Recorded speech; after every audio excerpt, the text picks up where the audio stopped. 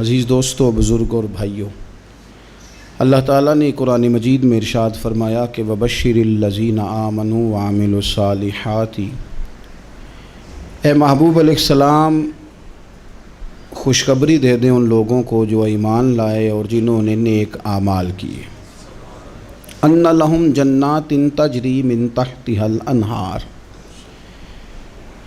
ان کے لیے جنت ہے، اور جنت وہ ہے جس کے نیچے نہریں بہہ رہی ہیں۔ اللہ تبارک و تعالیٰ نے اپنے محبوب کریم صلی اللہ تعالیٰ علیہ وسلم کے غلاموں کو خوشخبری سنوائی، اور سنوائی بھی حضور کے مقدس لبہائے مبارکہ سے۔ آپ انہیں خوشخبری دے دیں کہ ان کے لیے جنت ہے، باغات ہیں، اور باغات وہ ہیں جن کے نیچے نہریں رواں دواں۔ لیکن کن لوگوں کو؟ جو ایمان لائے اور جنہوں نے نیک اعمال کیے۔ کچھ نہ کچھ انسان کو نہ عمل کرنا چاہیے۔ وہ جو عمل ہے نا، کوئی بندہ اپنے عملوں سے جنت میں نہیں جائے گا، جنت میں خدا کے فضل سے جائے گا۔ لیکن یہ جو اعمال ہیں نا، یہ سبب بنیں گے اللہ کی رحمت کا، یہ ذریعہ بنیں گے خدا کے کرم کے متوجہ ہونے کا۔ جب ہم نیک اعمال کریں گے تو اس عمل کی وجہ سے رحمت ہوگی، اور وہ رحمت ہمیں اللہ کے قریب بھی لے جائے گی، اور اس رحمت کی برکت سے رب جنت بھی عطا فرمائے گا۔ ہمارے ہاں یہ ہوتا ہے کہ ہم زیادہ تر چیزوں کو تقریر سننے کی حد تک لیتے ہیں، اچھی نصیحت کا لطف ضرور حاصل کرتے ہیں، اچھے جملے کو اپنے دل میں اس کی فرحت ضرور محسوس کرتے ہیں، لیکن عمل کی طرف نہیں بڑھتے۔ اس کا نقصان یہ ہوتا ہے کہ یہ معاذ اللہ ایک باقاعدہ شعبہ بن جاتا ہے کہ میں نے بڑی خوبصورت تیار کر کے تراش خراش کر کے بات کرنی ہے، بڑی عمدہ کرنی ہے۔ اچھے ادیب تو پیدا ہوتے ہیں، اچھے خطیب، اچھے واعظ، اچھے سننے والے، داد دینے والے تو پیدا ہوتے ہیں، لیکن اگر عمل کا شوق نہ پیدا کیا جائے تو پھر باتیں نشستن گفتن برخاستن تک رہ جاتی ہیں، اس کا لطف نہیں آتا۔ پھر تو تقریریں ہو رہی ہیں، ہوتی ہیں اور ہوتی رہیں گی۔ نتیجہ کیا نکلا؟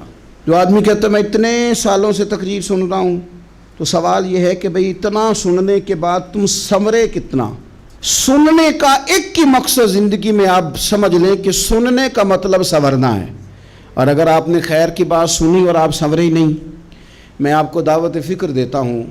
نبی پاک صلی اللہ تعالیٰ علیہ وسلم نے ارشاد فرمایا، ایک عورت تھی، طوائف تھی، ساری زندگی اس کی گناہوں میں گزری معاذ اللہ۔ پھر وہ ایک کنویں کے پاس سے گزر رہی تھی، ایک پیاسا کتا اس نے وہاں پیاس سے تڑپتے سسکتے دیکھا، اور پھر اس نے اپنے جوتے کو لٹکا کر اپنے دوپٹے کی مدد سے یا جیسے اس سے ممکن ہو سکا اس نے پانی نکالا، کتے کو پلایا، اللہ نے اس کی بخشش فرما دی۔ آپ ماشاءاللہ ہزاروں میں لوگ ہیں، آپ نے بڑی جلدی مجھے یہ بتانا ہے، یہ حدیث آپ نے پہلے بھی سنی ہوئی ہے نا؟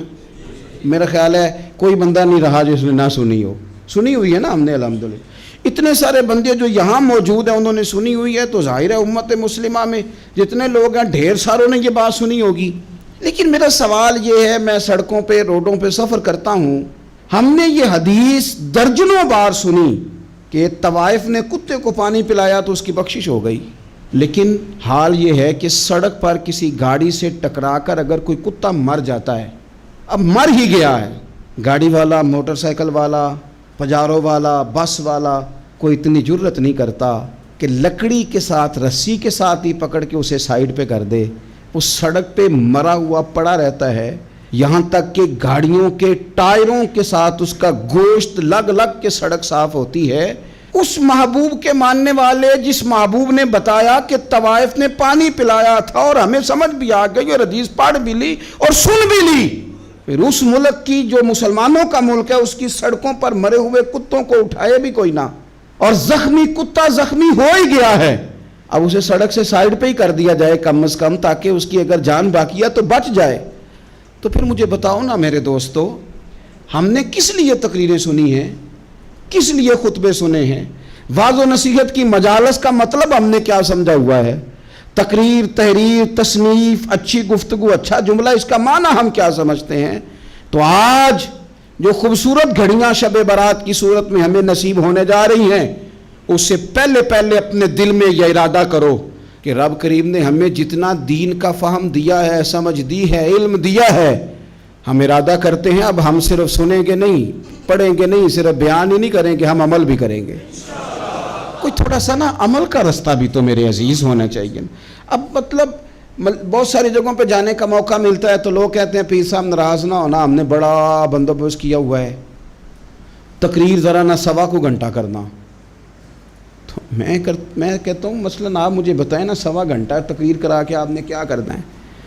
اگر تو آپ نے اس لیے بلایا ہے کہ جناب ایک بات سنیں گے، ایک واعظ ہوگا، سر دھنیں گے، تو وہ تو مجھے آتا ہی نہیں، تو میں تو مختصر بات کروں گا اور اتنی کروں گا جس کی ضرورت محسوس کروں گا۔ لمبی چوڑی تقریروں کا کیا مطلب ہے؟ ہم کیا چاہتے ہیں سوائے اس کے کہ جناب بات بڑی اچھی کانوں کو لگ رہی ہے، مزہ بڑا آ رہا ہے، تو آپ نے لیا کیا؟ نتیجہ کیا نکلا؟ میرے رسول پاک علیہ السلام کے صحابہ جو حضور سے نصیحتیں لیتے تھے وہ کیسی تھی؟ حضرت عبداللہ بن بصر رضی اللہ تعالیٰ عنہ حاضر بارگاہ ہوئے، آ کے عرض کی یا رسول اللہ صلی اللہ علیہ وسلم، میں آیا ہوں سونے، پتہ نہیں دوبارہ آ سکوں کہ نہ آ سکوں، حضور پتہ نہیں موقع ملے نہ ملے، ایک بات مجھے بتا دیں، میں اس پہ عمل کروں گا، میری زندگی بھی بن جائے اور آخرت بھی بن جائے۔ تو کریم محبوب نے فرمایا عبداللہ زبان کو خشک نہ ہونے دینا، اس کو تر رکھنا۔ تر حضور کس چیز سے؟ فرمایا اللہ کے ذکر سے تر رکھنا، زبان اللہ کے ذکر سے تر رہے، ہر وقت رب کی یاد رہے، تیری دنیا بھی بن جائے گی اور آخرت بھی بن جائے گی۔ تو میرے عزیز اپنی زندگی کے اندر اب ہم نے عمل کرنا ہے۔ او جناب کمال پھر یہ ہے کہ جب واعظ سننے کا شوق بڑھ جاتا ہے، تقریر سننے کا شوق بڑھ جاتا ہے، سننے سنانے کا خالی مزاج ہو جاتا ہے، پھر بندہ ڈھونڈتا پھرتا ہے کہ نئی سے نئی چیز کہاں ملتی، انوکھی سے انوکھی چیز کہاں ملتی، انفرادی سے انفرادی بات۔ میرے بھائی آپ ضرور سنیں، ضرور سنیں، مومن کی گمشدہ میراث ہے، حکمت جہاں سے ملے لیں، لیکن عمل کرنے کے لیے لیں، عمل کرنے کے لیے۔ اب میرا دل کرتا ہے اب ہماری چپ سے بھی لوگ سبق سیکھیں۔ حضرت باجید بستامی فرمایا کرتے تھے جس نے ہماری چپ سے کچھ نہیں سیکھا اس نے ہماری تقریر سے کیا سیکھنا ہے۔ اب تھوڑا سا نا اشاروں کی بولی بھی سمجھیں، اب تھوڑا سا یہ بھی ہو کہ بس بات پوری ہونے نہ پائے اور انسان کی رغبت عمل کی طرف بڑھ جائے، یہ مزاج ہمیں دیا ہے۔ اب تو بھائی آ جائیں آپ، صبح بھی تقریر کر دیں، دوپہر کو بھی تقریر کر دیں، شام کو بھی تقریر کر دیں، تو پھر یہ بھی ہوتا ہے کہ جناب وہ بیان آپ نے جو سنایا تھا نا وہ ذرا دوبارہ سنا دیں، تو میں کہتا ہوں پہلے سننے پر عمل ہو گیا تو نہ کریں۔ اب ہمیں تھوڑی باتیں سیکھ کر ان پر عمل کرنا ہے اور آگے بڑھنا ہے۔ بڑی سادی بات میرے ابا جی بتایا کرتے تھے، والا صاحب کہتے ہیں کہ ایک دیہاتی بندہ نہ چلا گیا وہ کسی مولوی صاحب کی تقریر سننے، تو اس زمانے میں آپ کو پتہ ہے یہ واش روم کا مروجہ نظام نہیں ہوتا تھا، تو لوگ کھیتوں میں دوسری جگہوں پہ پیشاب کے لیے جاتے تھے۔ تو مولانا نے ایک احتیاط بیان کی، وہ کہنے لگے کہ پیشاب سخت جگہ پہ نہ کرو زمین پہ بیٹھ کر، ورنہ پیشاب کے چینٹے اڑیں گے، کپڑوں پہ پڑیں گے، اور حدیث میں سخت حکم ہے اس مسئلے میں۔ تو کوئی نرم جگہ ہو ایسی جہاں پیشاب کریں چینٹے نہ اڑیں۔ وہ بندہ عمل کرنے والا تھا نا، اس نے میری تقریر سن کے سر دھن کے جانا نہیں تھا، اس نے اتنی ساری ریت لے لی، کپڑے میں باندھ لی، اور وہ اس نے کندھے پہ رکھی ہوئی ہے، جہاں پیشاب کا وقت آتا پہلے ریت بچھاتا، پھر پیشاب کرتا تاکہ میرے کپڑوں پہ نہ پڑے۔ ایک صاحب نے اسے کہا کوئی ہفتے بعد چلو بیان سننے چلیں، تو کہنے لگا میں پہلے پہ عمل کر لوں یہی بڑا ہے، میں نے تو اتنی ساری ریت کندھا تھک گیا ہے میرا اس دن سے اٹھائی ہے، تو میں نہیں چاہتا کہ نہیں بھی سنوں تو کسی اور جگہ میں۔ یہ تفریح تباہ کے لیے بات کو نہ سمجھیں، اس سادے آدمی نے جو ہمیں سمجھایا مجھے اور آپ کو، اس پر غور کرے کہ کل بھی سنا تھا، پرسوں بھی سنا تھا، پیر صاحب نے ترسوں بھی کہا تھا، شیخ نے پرسوں بھی کہا تھا، پچھلے ہفتے بھی کہا تھا، تو نے اگر شیخ کی بھی نہیں سنی، استاد کی بھی نہیں سنی، پیر کی بھی نہیں سنی، اور اس دور کے پیر جو صحیح کام کرنے والے ہیں، استاد جو صحیح کام کرنے مجبور ہو گئے ہیں بیچارے، کہتے ہیں کس کی تربیت کریں، کس درد سے کہا تھا حضرت سلطان باؤ نے، وہ کہتے ہیں اور رب دا طالب کوئی بھی نہیں ملیا، اتے جو ملے ہے طالب زردہ ہو۔ یہ تو آئے ہیں کاروبار سیدھا کرنے، فوٹو کھچوانے، فلاں کام کے لیے، یہ تو وہ جو ہم دینا چاہتے ہیں اس کا تو مزاج ہی نہیں۔ پہلے بھی میں نے کہا تھا، پھر کہتا ہوں، مجھے شوق نہیں ہے، خدا مجھے معاف کر دے اس دن سے پہلے جس دن یہ شوق ہو کہ میں سویرے جاؤں گا تو نوٹ لاؤں گا، تو شام جاؤں گا تو نوٹ لاؤں گا۔ یہ شوق نہیں ہے، طبیعت نہیں ہے، من نہیں چاہتا، لیکن یہ کہ یہاں بھی آ جائیں خطاب کر دیں یہاں بھی، او خدا کے بندو ہم کہاں اس قابل ہیں ہم خطاب کریں؟ ہم نے تو نا جی ایک اذان دینی شروع کی ہوئی، صبح و شام ایک اذان پڑھتے ہیں، ہے یہ پیغام حضرت احمد رضا کہ بارگاہ نبی کے رہو با وفا۔ ہم تو کہتے ہیں ادھر آ جاؤ، ٹھوکریں کھاتے پھرو گے ان کے در پہ آ پڑو، قافلہ تو اے رضا اول گیا آخر گیا۔ ہم تو کہتے ہیں ادھر آؤ، اللہ رسول کی بارگاہ کی طرف رجوع کرو۔ اور وہ ایک جملے پہ اگر تو عمل ہو گیا، پیار سے باتیں کرتا رہتا ہوں، سب کے ساتھ نہیں کرتا، جس کا مجھے پتا ہو کہ یہ تھوڑا سہ لے گا۔ ایک دوست نے مجھے کہا کہ میں تو آتا ہوں تو مجھے علاقے کے لوگ کہتے ہیں ان کو بلاؤ، تو میں کہتا ہوں پورا عمل کرنا میری غلط ہے، تو پھر میں باقیوں کو بھی لگا جاؤں گا، تو اگر تیرا ہی عمل نہیں ہو سکا تو باقیوں کو میں نے جا کے کیا سمجھانا ہے؟ تو ایک تو آج کی جو رات ہے، اس سے پہلے اپنے اعمال کی طرف میں اکثر کہتا رہتا ہوں کہ شب برات پہ ہر مسجد سے زور زور سے رونے کی آواز آنی بھی چاہیے۔ شب قدر پہ آتی ہے، عمرے پہ جاتے وقت لوگ معافیاں مانگتے ہیں، حج پہ جاتے وقت، اور کروڑوں لوگ یہ کام کرتے ہیں سال میں۔ اگر 25 لاکھ 26 لاکھ آدمی یا 50 لاکھ آدمی حج کرتا ہے اور وہ جانے سے پہلے معافی مانگ کے گیا، توبہ کر کے گیا ہے، اور کروڑوں لوگ ہیں جو شب قدر میں ہیں، شب برات میں ہیں، اور انہوں نے کھل کے توبہ کی ہے، تو پھر میرے بھائی سویرے کرپشن ختم ہونی چاہیے نا ملک سے، سویرے 75% جھوٹ ختم ہونا چاہیے نا۔ ساری رات تو لوگوں نے توبہ کی تھی، صبح 80% حقوق العباد کا مسئلہ حل ہونا چاہیے تھا کہ نہیں ہونا چاہیے تھا؟ صبح ملاوٹ بہت حد تک ملک سے ختم ہونی چاہیے۔ تو کیا ہم نے سمجھ لیا ہے؟ ہم نے یہ سمجھا ہے کہ شب برات پہ بھی بس ایک رسم ادا کرو، آؤ تھوڑی توبہ کرو چھٹی کر جاؤ، آئیے شب قدر تو توبہ کرو چھٹی کر جاؤ۔ کیا یہ ہم نے مطلب سمجھ لیا؟ حج کرنے گئے، رب کی بارگاہ میں حاضر ہوئے، رسول کریم کی بارگاہ سے بھی جو ہو کے آ جائے اور بدلے ہی نہ، وہاں تک جائے اور بدلے ہی نہ۔ مدینے گئے، کعبے گئے، کربلا گئے، جیسے گئے تھے گھوم پھر کے ویسے ہی آ گئے۔ نتیجہ کیا ہے؟ اپنی زندگی نتیجہ خیز بنائیں۔ آج اس خوبصورت موقع پر جب شب برات ہمارے سامنے کھڑی ہے، اپنے ذہن میں تہیہ کریں کہ اب ہم نے بدل جانا ہے۔ شوگر ہو جائے تو بدلنا پڑتا ہے، اللہ معاف کرے، چینی چھوڑنی پڑتی ہے، من پسند مٹھائیاں چھوڑنی پڑتی ہیں، بدلنا پڑتا ہے۔ بلڈ پریشر ہو جائے تو یارو بدلنا پڑتا ہے۔ اگر انسان کو خدا نہ خواستہ کوئی مرض لگ جائے تو بدلنا پڑتا ہے۔ اولاد پیدا ہو جائے تو بدلنا پڑتا ہے۔ گھر میں بیٹیاں پیدا ہو جائیں تو بوڑھے باپ کو بدلنا پڑتا ہے۔ بال سفید آ جائیں تو پھر بھی تو بدل جانا چاہیے نا۔ انسان کی عمر 40 سال ہو جائے تو پھر بھی تو بدل جانا چاہیے۔ شب برات پہ توبہ کرے تو پھر بھی تو بدل جانا چاہیے۔ اب بدل جائیں، اب ہم بدل جائیں۔ اب نہ درد ہوتی ہے، گاڑی میں بیٹھیں تو کمر پہ درد ہوتی ہے، اب ہم بدل جائیں۔ اب لوگ بتاتے ہیں تیرے بال سفید ہونے لگ گئے، اب ہم بدل جائیں۔ اب لوگ ہمیں کہتے ہیں بچے جوان ہو گئے، اب ہم بدل جائیں نا یارو۔ اب لوگ ہمیں کہتے ہیں کہ اوخو اب تو آپ اٹھتے وقت زمین پہ پہلے ہاتھ رکھتے ہیں پھر اٹھتے ہیں، اب بدل نہ جائیں۔ اب محسوس ہوتا ہے کہ نیند گہری نہیں آتی، اب محسوس ہوتا ہے کہیں کہیں جسم میں تکلیف ہے، اب بدل نہ جائیں۔ اب نہ کئی کلاس فیلو چلے گئے دنیا چھوڑ کے، اب بدل نہ جائیں۔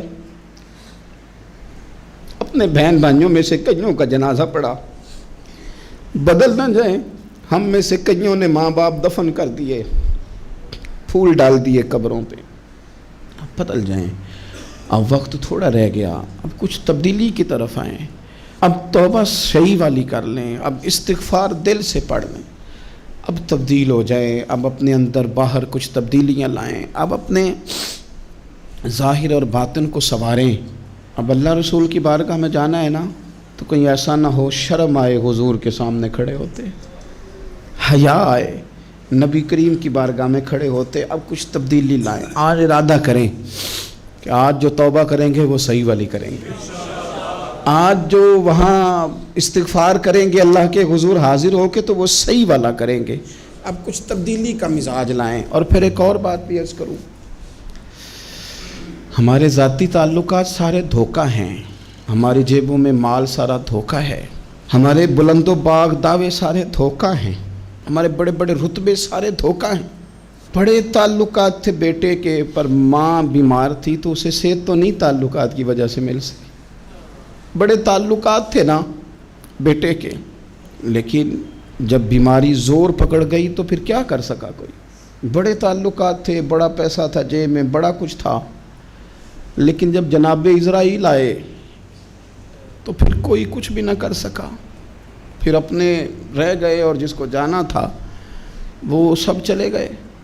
تو یہ جتنی چیزیں ہیں نا، یہ کچھ نہیں ہیں، یہ دھوکہ ہے۔ سچ صرف اللہ رسول کی ذات ہے، حقیقت صرف دین ہے، اصل صرف وہ بارگاہیں ہیں۔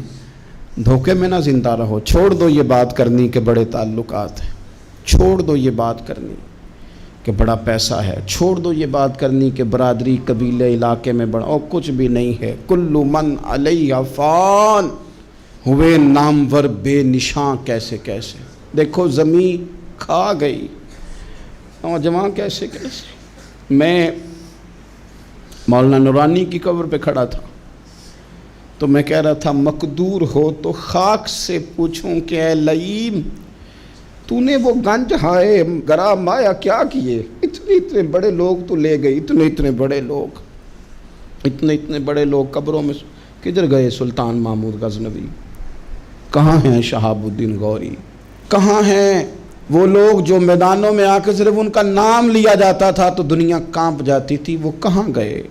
اٹھ گئے سب لوگ، چلے گئے، ختم ہو گیا معاملہ۔ وقت اب ہماری طرف بڑھ رہا ہے، اب تیزی ہے، اب پیغام اجل آیا، کئی ہمارے ارد گرد سے اٹھا کے لے گیا، اب ہمیں بھی تو واپس لوٹنا ہے نا، تو کچھ تیاری کر لیں، کچھ ارادہ کر لیں۔ اور بارگاہ رب رسول کی اس طرح کی ہے کہ بس جانے کی دیر ہے، بس صرف جانے کی دیر ہے، صرف جانے کی۔ اور اللہ رسول کی بارگاہ دوستو وہ والی ہے کہ جہاں نا زیادہ منت بھی نہیں کرنی پڑتی۔ وہ جو 4-5 لوگ تھے نا مکہ مکرمہ میں، انہوں نے بہت ہی اسلام کی مخالفت کی حد کر دی تھی، ان کے لیے حکم ہوا تھا جہاں ملے قتل کر دو۔ اکرمہ تھے، ابن قتل تھے، کچھ اور لوگ تھے، تو پتہ ہے ان کو کسی نے مشورہ کیا دیا تھا؟ کسی کافر نے مشورہ دیا، پر پتہ صلاح کیا دی تھی؟ اس نے کہا تھا تم نے بڑی زیادتیاں کی ہیں، بڑے بے ادب ہو، کسی صحابی کے قابو نہ آنا، مار دیے جاؤ گے، اپنی خطاؤں کے سبب سے تم مار دیے جاؤ گے، لیکن اگر کسی طریقے چھپتے چھپاتے رسول پاک کی بارگاہ میں پہنچ جاؤ نا، اگر وہاں کسی طریقے چلے جاؤ۔ انہوں نے پوچھا معافی کیسے مانگیں گے، منہ کیسے دکھائیں گے، ہم نے اتنے ظلم کیے، اتنی زیادتیاں کی، کیسے معافی مانگیں گے؟ تو کہنے والے نے کہا کہ نہیں کچھ نہیں، تم بس کہہ دینا ہم آ گئے، اس سے زیادہ تو بات ہی کوئی نہیں، اتنا ہی تو صرف کہنا ہے، آ گئے، اور نہ آتے تو جاتے بھی کہتے، بس تم اتنا کہہ دینا ان العبد اذا اعترف ثم تاب تاب اللہ علیہ۔ نبی کریم علیہ السلام نے فرمایا بندہ جب آ کے کہتا ہے نا یا اللہ میں بھول گیا تھا، غلطی ہو گئی، ان العبد اذا اعترف، مان جو گیا ہوں، مان جو گیا، غلطی ہو گئی، جب کہتا ہے نا میں بھول گیا، ثم تاب، پھر وہ توبہ کرتا، تاب اللہ علیہ، اللہ دیر کرتا ہی نہیں، فوراً توبہ کو قبول فرما لیتا۔ ہمارے ہاں نا کچھ لوگ تو طبعاً سخت ہیں، اللہ معاف فرمائے، اور کچھ رد عمل کے طور پر سخت ہو گئے، کچھ باتیں دلوں میں بیٹھ گئی ہیں جنہوں نے طبیعتوں کو سخت کر دیا ہے۔ کبھی کہیں آپ بہو سے کہ چلو بوڑھی ساس سے اگر کبھی کو بات سخت نکل گئی ہے تو معاف کر دے، وہ تیار نہیں ہوتی، وہ کہتی ہے تمہیں پتہ نہیں میرے ساتھ کیا کچھ ہوا۔ کبھی ساس سے کہا جائے نا چلو بھول گئی تھی بچی تو آپ درگزر کر دیں، تو کہتے ہیں تمہیں پتہ نہیں میرے اندر سختی کتنی آ گئی ہے، دکھ کتنے بیٹھ گئے۔ ہم نا طبیعتوں میں سختی کر بیٹھے، ہمارے دل دھڑکتے ضرور ہیں لیکن صرف اپنے بچوں کے لیے، ہمارے سینوں میں درد اٹھتا ضرور ہے لیکن صرف اپنوں کے لیے۔ ہم نے نا 2 4 5 6 باتیں جمع کر کے ان پر پورا ذہن بنا کے سخت ہو گئے ہیں، طبیعتیں سخت ہیں، دل سخت ہیں۔ میرے نبی پاک صلی اللہ تعالی علیہ وسلم نے فرمایا، یہ حدیث مسلم شریف میں موجود ہے، فرمایا جنت میں وہ لوگ داخل کیے جائیں گے جن کے دل چڑیوں کی طرح نرم ہیں، نرم دل کے لوگ، معاف کر دینے والے، جلدی مان جانے والے۔ ایک صاحب تھے اپنے بھائی سے ناراض ہو گئے اور انہوں نے رشتے سے انکار کر دیا. پہلے ان کے بیٹے کی وہیں پہ نسبت تھی, انکار کر دیا. کئی لوگوں نے ان سے کہا, میں نے بھی کہا, تو وہ کہنے لگے پیر صاحب عزت بڑی کرتا ہوں آپ کی, لیکن میں مرد ہوں, ایک دفعہ نہ کر دوں تو پھر ہاں نہیں کیا کرتا. تو میں نے اس صاحب سے کہا, میں نے کہا یوں نہ کر, اگر صبح قیامت تیرے بارے میں کوئی سخت فیصلہ آ جائے اور رب کو منانا ہو کسی مقام پر تو کیا کہے گا؟ بہانے بنا بنا کے ہم سخت ہو گئے, دل اتنے سخت پتھر کر لیے, میں فلاں ہوتا ہوں جی, میں نہیں دوبارہ کسی کی سنتا. اور خدا کے بندو, میرے نبی پاک علیہ السلام نے فرمایا مومن تو اس طرح ہوتا ہے جس طرح اونٹ کے ناک میں نکیل ہوتی ہے, بٹھا دو تو بیٹھ گیا, اٹھ جاؤ تو اٹھ گیا. اور حضور نے فرمایا وہ لوگ جو بہت بد اخلاق ہیں, جھگڑالو ہیں, فسادی ہیں, سخت دل ہیں, وہ لوگ جنت میں نہیں جائیں گے. جو جھگڑے کرتے پھرتے ہیں جھگڑالو لوگ ہیں. عزیز دوستو, اپنی زندگی کے اندر طبیعت میں نرمی, اگر طبیعت نرم ہو گئی نا جی, مزاج میں نرمی آ گئی, تو پھر آپ محسوس کریں گے کہ آپ معاف کرتے بھی جلدی ہیں اور معافی دیتے بھی جلدی ہیں. پھر آپ کے تعلقات بچیں گے, آپ کی نسبتیں بچیں گی, آپ کے بہت سارے رشتوں میں قربت آئے گی, ٹوٹیں گے نہیں. ایک تو دل نرم کریں, کسی شخص کے بارے میں دل میں کوئی بات ہے تو اسے معاف کریں اور معافی دیں. کچھ لوگ بالکل ٹھیک ٹھاک ہوتے ہیں, کوئی ناراضگی نہیں ہوتی, لیکن آپ نے بچی کی شادی کا کارڈ دیا نہیں تو فوراً ناراض ہو جاتے ہیں. اور پھر آپ سمجھا رہے ہیں, قائل کر رہے ہیں, وہ تیار ہی نہیں ہے قائل ہونے کو.